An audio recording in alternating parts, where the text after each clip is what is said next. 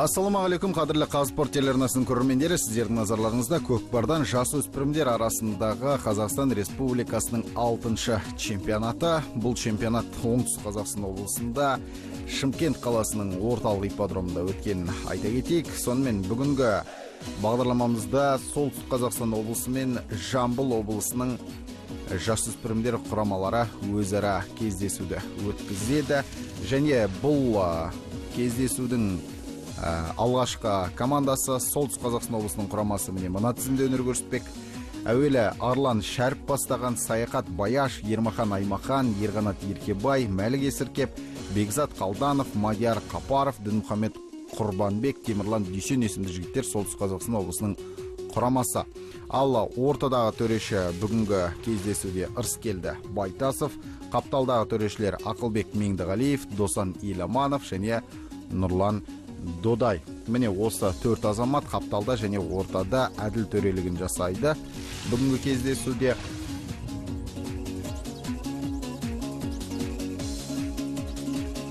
сонымен Жамбыл облысының көкпаршыларының тізімі сіздердің алдарыңызда. Бірінші нөмірде Ернар Нұрманов, одан ары қарай Бақтияр Оспанов, Сержан Бейбітов, Аслан Әбдібек, Ернат Мәлімбай, Шернияз Бауыржан, Нұрпейіс Аманбекұлы, Еркін Қарабалаев, Азамат Құлжан, Елдар Нұртай және Нұрболат Сарбаев пен Мұстафа Берікбай Жамбыл облысының намысын қорғайды бүгінгі кездесуде.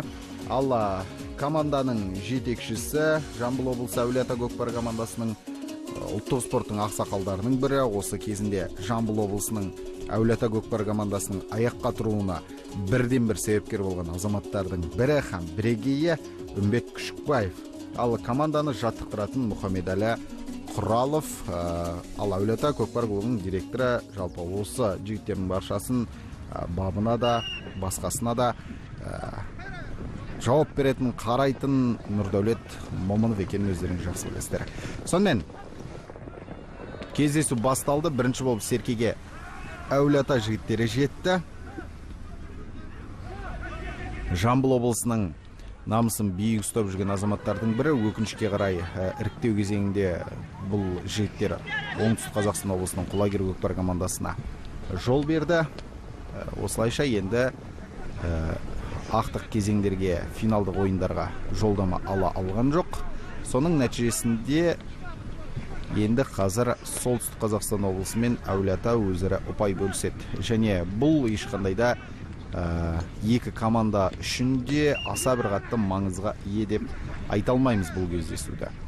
Десек те, жалпы облысының намысы үшін, ұпай саны үшін осында жігіттер өзара барынша бақ сынайды. Сонымен тағы да серкені ортадағы жекпе-жектен Жамбыл облысының жігіттері тақымға басты және мәренің үстінде бұл салым болуға лайықты шабыл секілді. Көрейік қалай жалғасады екен.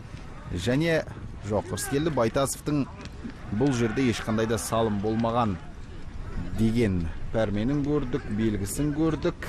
Демек, енді ортадағы шеңберге қайта серке тасталады. Жалпы командалық тартыс басталады. Өткен серке мәре сызығының жиегінде қалып қойды. Оны тағы да Жамбыл облысының жігіттері тақымға басып шыққанын көріп отырмыз.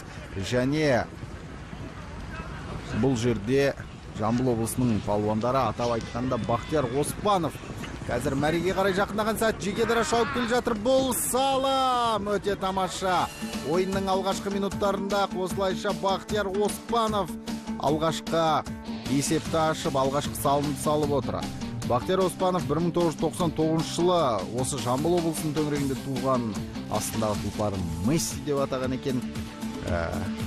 Әлемдегі ең үздік футболшының құрметіне осылай атаса, демек бұл аттың да, бұл жануардың да Мессиге ұқсайтын, кез келген тығырықтан шығып кете алатын, кез келген қиын сәтте жол таба алатын мүмкіндігі бар деген сөз. Сонымен Жамбыл облысының ойыншысы ойынның алғашқы 6-шы минутында бір салымды салып есепті ашып отыр. Өте тамаша. Ары қарай бәсеке жалғасады. Енді Солтүстік Қазақстан облысының жігіттері мен Жамбыл облысының жігіттерінің күштері тең. Бұл екеуі де әлеуеті бірдей команда деп айтуға ауыз бармайды. Өйткені Жамбыл облысы өздеріңіз білесіздер, жасөспірімдер арасында қаншама рет ел чемпионы болды. биыл бағжанбай қалғанын көріп отырмыз. Жастар арасында қаншама чемпион болды. Одан бөлек ересектер арасында 9 дүркін Әулие Ата командасы чемпион екенін өздеріңіз жақсы білесіздер. Әлі ол рекордқа әлі ешкім жете алған жоқ. Сондықтан Әулие Ата мен Солтүстік Қазақстан облысының көкпарын мүлдем салыстыруға келмейтін дүние. Ал Солтүстік Қазақстан облысында соңғы кездері осы көкпар жанданып, құлпырып келе жатқан айта кеткеніміз жөн. Соның нәтижесі міне қазір Жамбыл облысының өзімен, Әулие Атаның өзімен ұпай бөлісіп жатыр бұл жігіттер. Жалпы қазір өңірлердің баршасында көкпар дамып келеді. Соның куәсі сол. Жамбыл облысы мен көбінесе Оңтүстік Қазақстан облысын біз үнемі ақтық кезеңде күтетінбіз. Бірақ бұл жолы Оңтүстік Қазақстан облысының жігіттері финалға жолдама алды. Олардың қарсыластары болып Қызылорда облысының жігіттері атанып отыр. Мұның өзі де бір үлкен жетістік. Ал үшінші орын үшін енді Ақтөбе облысы мен Алматы облысының азаматтары өзара кім мықтыны анықтайды. Мұның өзі де көкпардағы едәуір даму, едәуір жетістік деп айтсақ болады. Өйткені Ақтөбе облысының финалға шыққан кезі көп жанкүйерлердің есінде жоқ шығар бұған дейін. Міне қазір сол олқылықтың орнын толтырып, осы чемпионатта жігіттер үшінші орын үшін барын салмақ. Міне Солтүстік Қазақстан облысының жігіттері де тегеурінді қарсылық білдіріп әулиеталықтарға өзара серкені алмасып ары бері шабуылға шығып жүрген сәтіне де куә болып отырмыз. Мұның өзі де Жамбылдың жігіттеріне қарсы тойтарыс бере алатын команданың бар екенін көрсетіп жатқандай. Әулие Атаның тағы бір шабуылы әдемі ұйымдасып жатыр деп айтуға келмейді. Десек те осылай өз қазандығының, өз мәресінің түбіне барғаннан кейін қайтадан шабуылды басқаша бір қырынан жалғастыратын шығар деген үмітіміз болған. Десек те Серке қазір жерге түсіп қалды. Оған бірінші болып жеткен әрине әзірге нақты бір көкпаршы жоқ. Сонда да Жамбыл облысының палуаны 10-ші нөмірдегі Елдар Нұртай еңкейген болатын. Қазір Ернат Мәлімбайдың тақымына Серке ойысатын секілді. Өйткені командалық әріптесін күтіп жүргенін көріп отырмыз. Елдар Нұртайдың көрейік қандай қарқында жалғасады екен бұл бәсеке. Тура ойын алаңының жиегінде жүрген көкпаршыларды көріп отырмыз.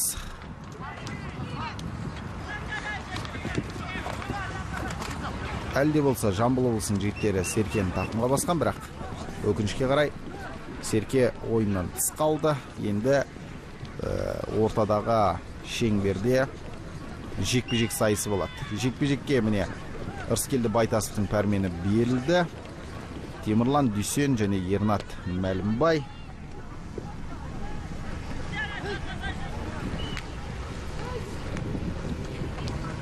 Ернат Мәлімбай мен Темірлан Оспанның арасындағы жекпе-жекте әзірге Жамбыл облысының палуаны Серкеге жақын және бірінші болып білгенде көрдіңіздер. Тақымға басты, бірден өзінің мәресіне қарай шауып бара жатқан сәті.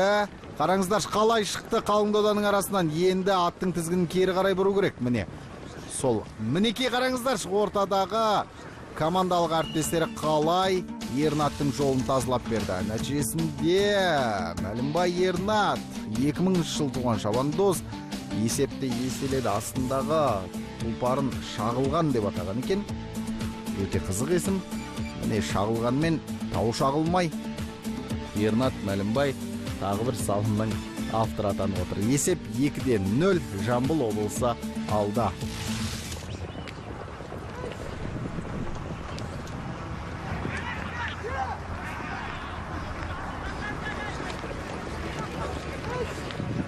Екінші салым салынғаннан кейін шеңберде жатқан Серкеге қайтадан талас басталды.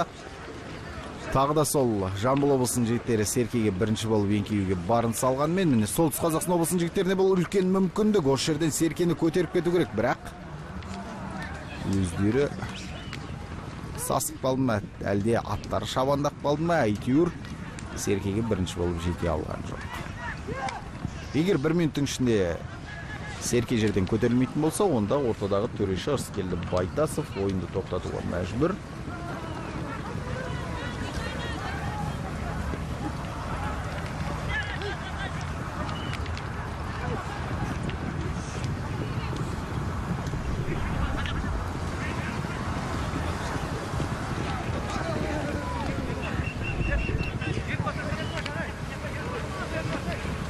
Сонымен төреші бұл жерде өзінің шешімін қабылдады. Демек ортада жекпе-жек сайысы болады деген сөз. Бұл жолы кім шығады екен? Жаңа ғана осы жекпе-жектен жеңіп шыққан Ернат бір салымның авторы атанған. Сондықтан солтүстік Қазақстан жігіттеріне сақтану керек. Алайда бұл жолы атты адамды ауысқанын көріп отырмыз.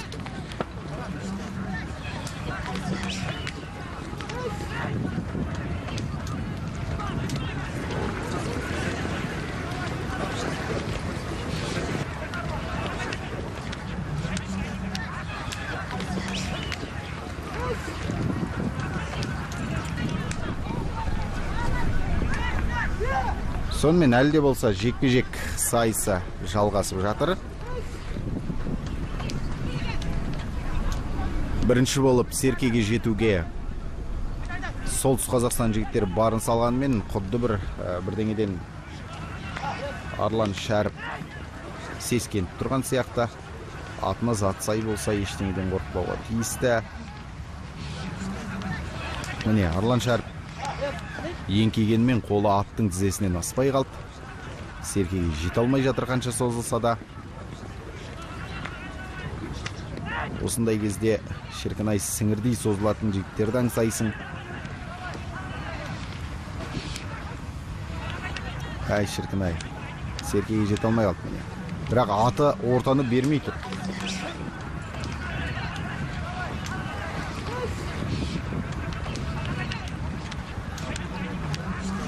Соның нәтижесінде Жамбыл облысының палуаны Азамат Құлжан да серкеге жете алмай жатқан жайы бар, бірақ Азамат міне еңкейген. Десек те серкені іліп ала алған жоқ. Егер 2 минуттың ішінде серке жерден көтерілмейтін болса, онда қайтадан төрешінің ысқырығы естіледі. Демек ортада атты адамды ауысады деген сөз. Соған бір жақындап қалған сыңайлымыз, иә, айтып ауыз жиғанша ортадағы жекпе-жекке шыққан жігіттердің екеуі де орындарын босатты. Енді басқа көкпаршылар басқа атпен серкеге таласады. Ортада жатқан кім шығады екен бұл жолы? Төрешінің әзірге пәрмені жоқ. Міне ысқырығы естілді. Енді Темірлан Дүйсен мен Ернат Мәлімбай қайта шыққан екен. Егер Ернаттың тақымына серке тисе, онда солтүстік Қазақстан жігіттеріне қауіп мол деген сөз. Жамбыл облысының кез келген палуанның тақымына серке тисе, ол өте тамаша бір шабуылды ұйымдастыруға мүмкіндік алады. Сондықтан дәл осылай жекпе-жектен бірінші болып алып шығу керек.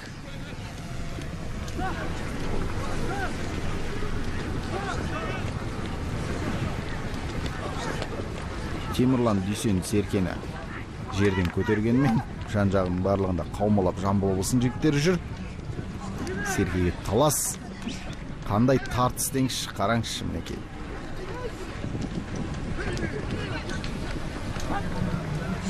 Нағыз ердің қайрағы көкпар деген осы болса керек. Жігіттер барынша таласып, тармасып міне ағыстырып. Темірлан Дүйсенді серкесімен қосып ойын алаңын сыртына ағыстырып шығарып жіберді. Енді ортада қайтадан жекпе-жек сайысы болады.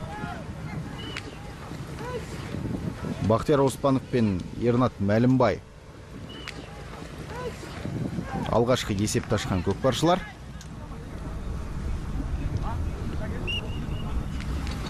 Одан кейін әлде таблодағы көрсеткіште ешқандай өзгеріс жоқ.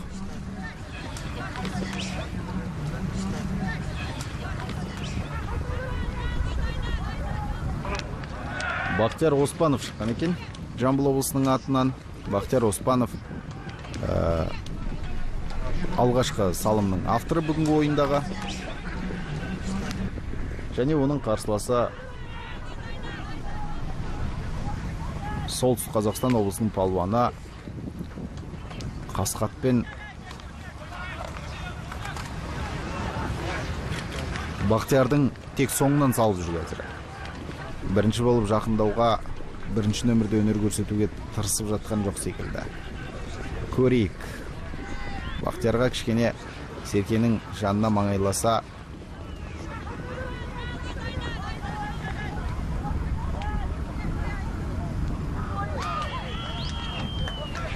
жұлып кетуге мүмкіндік бар жерде жатқан Серкені.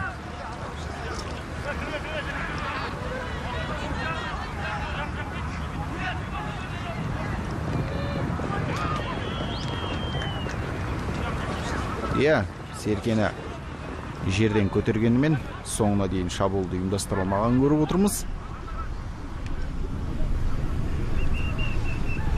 Әлде болса Серке ойын алаңының ішінде, бірақ тура жиегінде жатқаннан кейін төреші қызыл жалауды кешірек көтерген сыңайлы. Енді ортада тағы да жекпе-жек сайысы орын алуға тиісті.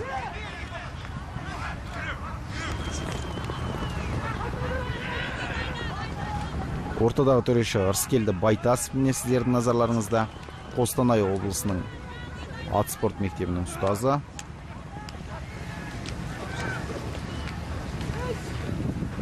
Өзі де кезінде көкпар шапқан, қаншама елімізге белгілі командалардың сатында өнер көрсеткен, айтулы палуан болған.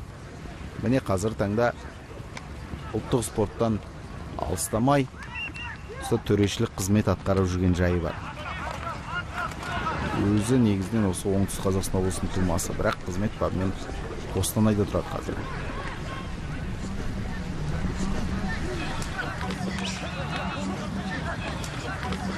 Арлан Шәріп қазір бірінші болып Серкеге еңкейген.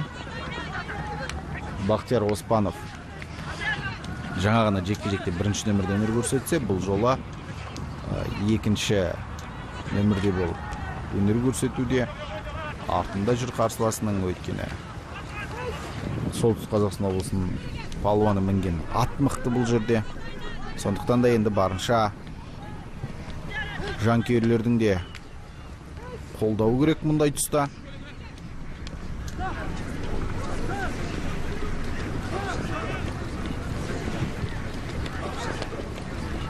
Бірінші кезеңнің көп бөлігі осы бір жекпе-жек сайысымен өткен секілді. Жамбыл облысының палуандары аса бір қарқында ойын өрнегін көрсетіп жатқан жоқ. Жалпы Жамбыл облысындағы көкпардың тактикасы дейміз, өздерінің бір қойған нақты бір мақсат мұраттары бар. Сол арқылы жұмыс жасайды көбінесе. Нақты салымдарға көп жұмыс жасайды. Тисе терекке, тимесе бұтаққа деп. Болсын болмасын әйтеуір шабуылдарды ұйымдастыра беруге жаны қас бұл палуандардың. Сондықтан қазірде қайта-қайта еңкейіп жатқан жоқ Серкеге жігіттерде. Соның бір ұшқыны секілді осы. Орайы келгенде, ыңғайы келгенде барып Серкеге қарай еңкейіп жерден көтеріп жатқан жайы бар. Оны өзімізде көріп отырмыз. Ал тиісінше солтүстік Қазақстан облысының қорғанысы өте мықты өнер көрсетуде. Соның өзінде Жамбыл облысының жігіттері алғашқы 10 минуттың ішінде екі салымда қосақтар салып кеткенін көрдік. Бірінің артынан бірін. Біреуі Бақтияр Оспановқа тиесілі, екіншісі Ернат Мәлімбайдың еншісінде. Жекпе-жек көз тартатын жекпе-жек деп айта алмаймыз. Әйтеуір Серкені беріп қоймау керек деген мақсатпен екі палуан да айнал-соқтап ары-бері жүріп еді. Қазір Жамбыл облысының палуаны Серкені тура бел ортасынан көтеріп, тақымға басар тұста өзіне ыңғайлы жаққа аударды. Жерге құлатып алды. Оған қос облыстың екі бірдей палуаны бірдей жетті. Енді талас, тартыс. Міне Жамбыл облысының жігіттерін қарасаңыздар, әрқайсысы бір-бір шабуылшыны алып алған қорғаушылары. Сонымен жұмыс жасайды. Және соны жібермейді додаға. Міне тартыс. Сол жекпе-жекке шыққан қос палуан тағы да өзара Серкені бөлісе алмай жатқан секілді. 7-ші нөмірдегі Нұрпейіс Аманбекұлы Жамбыл облысының палуаны Серкені қазір тақымға басып алғанын көрдік. Бірақ солтүстік Қазақстанның палуандарының қорғанысы өте тамаша. Жеке дара шықты міне. Көрейік қандай шабуыл болар екен. Мәренің тура үстінде ат деген ай. тамаша мүмкіндік бар еді. Аттың тізгінін тартып қалып барып Серкені тастай салғанда, бәлкім Серке қозғалмай дәл сол жерде мәренің дәл ортасына түсермеді. Кім білсін, енді ортада жалпы командалық тартыс болуға тиісті, егер бірінші кезеңге берілген уақыт бітіп қалмаса. Төрешінің ысқырығы да естілді. Демек, бірінші, яғни алғашқы 20 минутты осылайша өз мәресіне жетті.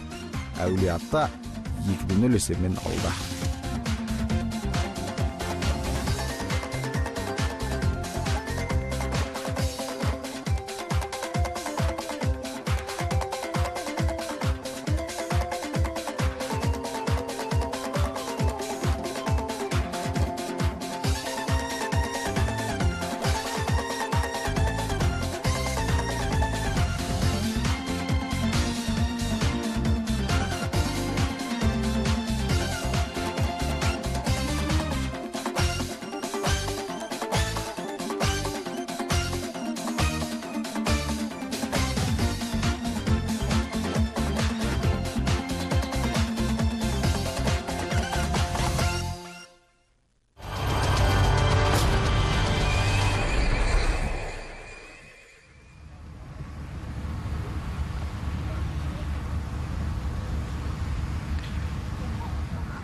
Сонымен, қадірлі телекөрермен, енді ғана Казспорт арнасын қосқан көрермендер болса айта кетейік. Бұл Солтүстік Қазақстан облысы мен Әулие-Ата көкпар командаларының арасындағы кезекті ойын. Бұл бәсекеде жігіттер өзара тек ұпай бөліседі. Бірақ ешқандай да жартылай финалдың болмаса финалдың жолдамасын сарапқа салмайды. Өйткені финалға шыққан жігіттер бұған дейін анықталып қойған. Жамбыл облысының тактикасын көрдіңіздер ғой, қадірлі телекөрермен. Әрбір жігітті қарсыластарын жауып алып жүр. Жасыл киімде өнер көрсететін Әулие-Ата көкпар командасы.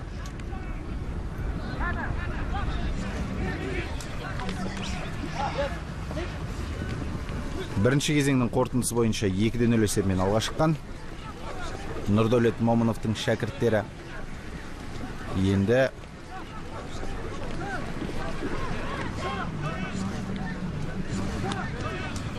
ары қарай бәсеке өз жалғасын табады.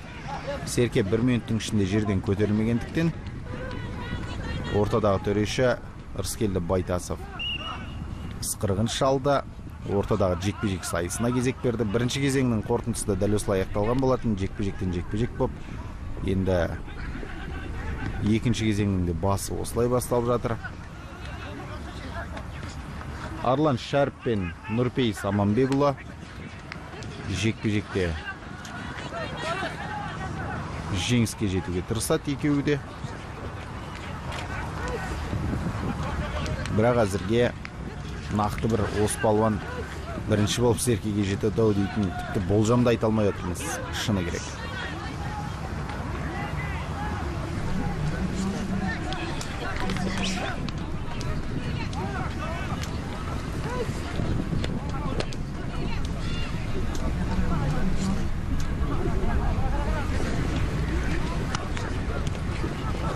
Міне қазір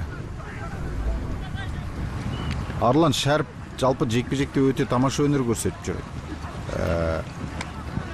Астындағы аты Серкенің маңын бермейді, бірақ биік болып жатыр ма әйтеуір Арландығын жасай алып жатқан жоқ. Серкеге жете алмай жатыр қаншан кейсе де. Осындайда шіркін Құлажан Тоғайбаев, Бақтыбай Шырынқолов сияқты жекпе-жектің шын шеберлері еске түседі. Сіңірше созылып, дегеннен Серкені жұлып ап, тақымға басып, аттықып алған толатын еді. Сондай азаматтардың інілері, ізбасарлары осылай енді үйренеді ғой енді. Бұл естеріңізге сала кетейік, жасөспірімдер арасындағы, яғни 18 жасқа дейінгі жігіттердің өнері. Тағы бір мақтанатын дүние бар, қадірлі телекөрермен. Осы жасөспірімдер, жастар және ересектер дейтін 3 категорияда тек Қазақстан Республикасында ғана тұрақты чемпионаттар өтіп тұрады. Жасөспірімдердің өзінде 6-шы чемпионат, жастар арасында 10-нан асып кеткен. ересектер арасында өздеріңіз білесіздер, биыл 19-шы амандық болса чемпионат өтпек. Сондықтан бұл да бір мақтанатын дүние. Жамбыл облысының палуаны 5-ші нөмірдегі Ернат Мәлімбай қайтадан Серкені тақымға басып алып шабуылға шыққанын көріп отырсыздар. Астында Қарагермен тағы да жекедара шауып келе жатыр. Мәренің үстіне жетті. Серкені бірақ тастай алғанымен де әрі қарай жалғастыра алған жоқ. Яғни дәл ортасына түсіре алмады. Бұл Жамбыл облысының жігіттеріне үлкен мүмкіндік. Қазір сүйретіп барып Серкені тастап кетуге де болады, бірақ Солтүстік Қазақстан облысының палуандары Серкеге бірінші болып еңкейгенін көрдіңіздер. Атап айтқанда Димаш есімді палуанның тақымында кетті Серке. Міне қазір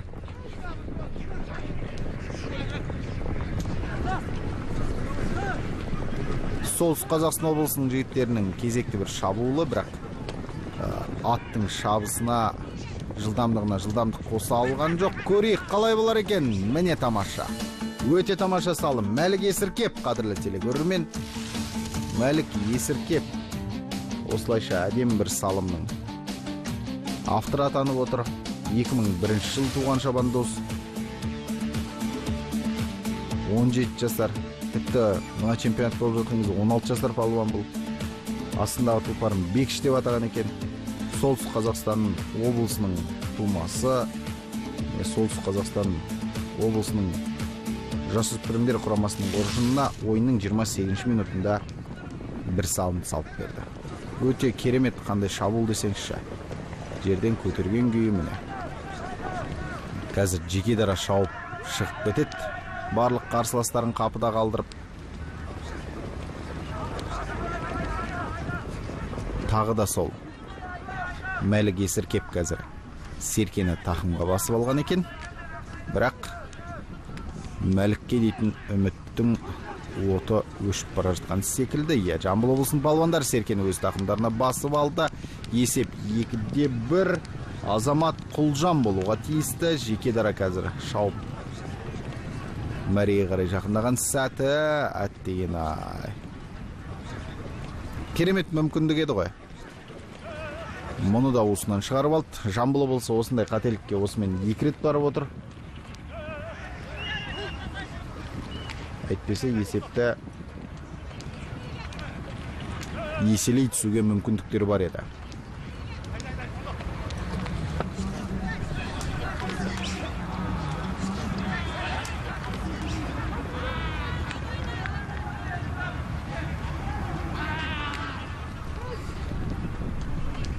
Сонымен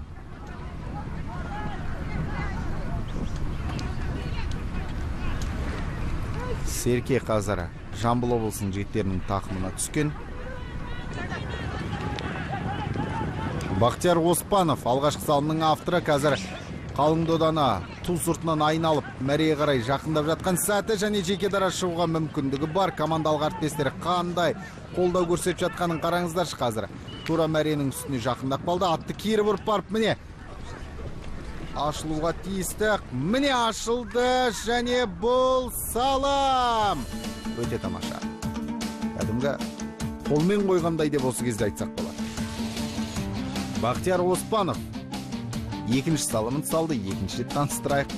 99 жыл туған палуан. Астындағы тұлпарының аты Месси. Месси екенін көрсеткен сияқты осы тұста. Ойынның 31-ші минутында есепті 3-1-ге жеткізді. Жамбылдықтардың енді арғарай аран ашылатын секілді. Арғарай осындай қарқында ойын өрдеңін жалғастыру керек. Бұл жерде командалық әріптестерінің көрдіңіздер ме қандай пайдасы дейді.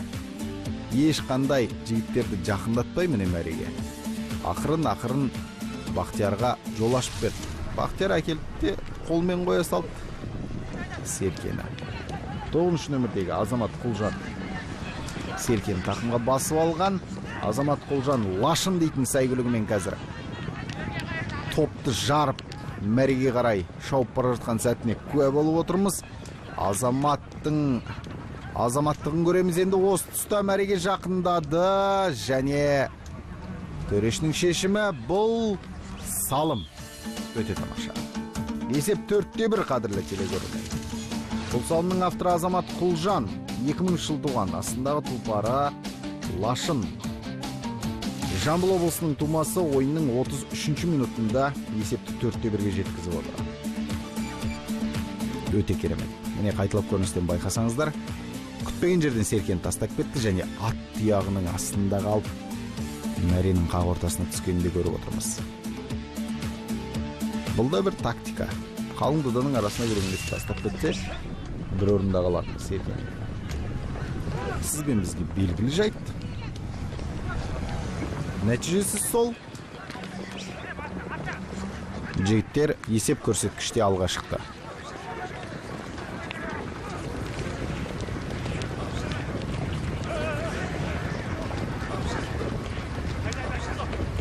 Тағы да сол Жамбыл облысының жігіттерінің кезекті бір шабуылы, бірақ өкінішке қарай Серке жерге түсіп қалды.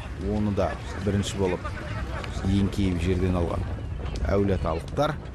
Бірақ ойын алаңның сыртына шығып кетті Серке. Енді ортада жекпе-жек сайысы болады. Біраздан бері жекпе-жек сайысы болмай құрышымызға анып көріп отыр едік көкпарда.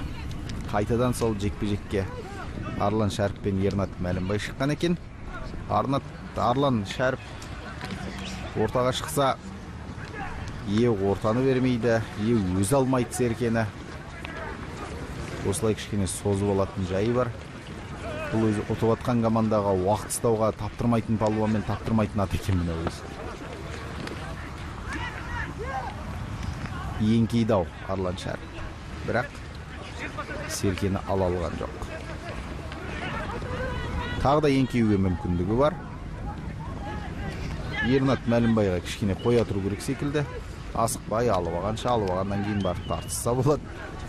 Бірақ Ернатта да жан бар ма? Қазір барынша намысқа тырысып Серкені өзінің тақымында қалдыруға тырысады ғой.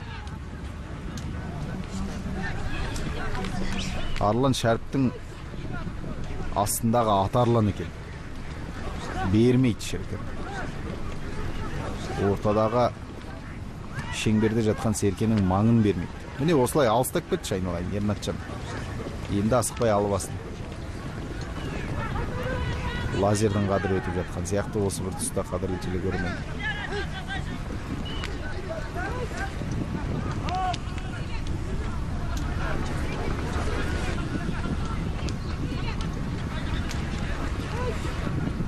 Міне қазір Жамбыл облысының Әулиеата көкпар клубының басшылығы лазерден кейін сол лазердің орнын басуға лайықты болатындай Абырой деген ат алды қазір. Соны жекпе-жекке үйретіп жатыр. Абырой Жамбылдың, тек Жамбылдың ғана емес, қазақтың абыройын асқақтатарына біздің сеніміміз мол. Лазердің ізін бассын деген тілек білдіреміз, өйткені лазер өздеріңіз білесіздер, Азия чемпионаттарында, көшпенділер ойындарында да, әлем чемпионатында қазақтың абыройын көтерді. Міне сондай бір аттардың бірі болсын деп, аты да затына сай болсын деген, заты атына сай болсын деген тілек қосқымыз келеді. Мінекей тағы да сол Жамбыл облысының жігіттері әдемі бір шабуылды бастаған, бірақ бұл жерде кішкене асығып қойған секілді жігіттер. Енді ортада жалпы командалық тартыс болады. Бір шабуыл нәтижесі аяқталғаннан кейін, яғни Серке мәре сызығының жиегіне тиіп жатса, онда жалпы командалық тартыстың болатыны бесенеден белгілі. Міне тағы да Жамбыл облысының палуандары Серкені көтеріп шығуға тырысқан, алайда қайтадан жерге түсіп қалды. Бұл олқылықтың орнын толтырған Жамбыл облысының палуаны Бақтияр Оспанов. Бақтияр Оспанов бүгінгі 2 салым салған болатын. Енді 3-шісін салғысы кеп тұрған секілді. Бақтияр Оспанов тақымына Серке түссе, міне көрдіңіздер ма, 2 қорғаушысына қарсыласының қалай қапыда қалдырып кетті. Міне жеке дара шыққан сәті асықпай баруға болады. Командалық әріптестерде қандай демеу көрсетіп жүр. Мінекей мәренің үстінде және бұл Бақтияр Оспановтың атынан 3-ші салым. Жарайсың палуан. Бақтияр Оспанов астындағы Месси деген сәйгүлігімен осымен 3-ші салым салып отыр бүгінгі ойында. Бас аяға 5 салым Жамбыл облысының қоржында, соның 3-еуін Бақтияр Оспанов салды. Біреуі Ернат Мәлімбайға, біреуі Азамат Құлжанға тиесілі. Бәсекенің аяқталуына небәрі 2 минуттай ғана уақыт бар, сондықтан әрі қарай соңғы минуттарда Солтүстік Қазақстан немесе Жамбыл облысының жігіттері өзгеше бір қарқынмен өнер көрсете ме? Оны алдағы уақытта көреміз. Бірақ бұл жерде Бақтияр Оспановқа командалық әріптестерінің қалай жол ашып бергенін көрдіңіздер. Міне осылай қызмет атқару керек. Оның үстіндегі астындағы аты Месси де өзінің мессилігін көрсетті. 2 қарсыласты қапыда қалдырып кетті. Тағы да бір Жамбыл облысы бір шабуыл ұйымдастыруға дайын. Нұрпейіс Аманбекұлы қазір Серкен тақымға басқан. Астындағы атақты Қазанбас.